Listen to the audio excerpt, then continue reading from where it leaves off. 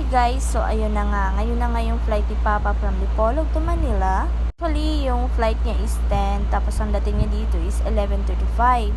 Dahil mag-isa lang siya sa biyahe at nag-request na lang ako ng special assistance dahil hindi siya nakakalakad, so mas maaga talaga kaming umalis.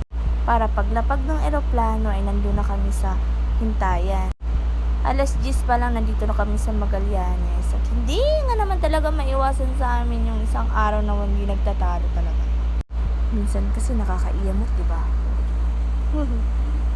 Sakto nga ang 10:30 nandito na kami sa Naiya, papasok na kami ng Naiya 3. Ito na nga, naghahanap na kami ng parking.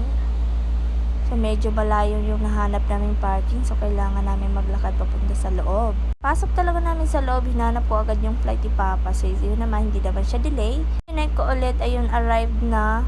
So dali-dali na ako kasi baka makaligtaan ko.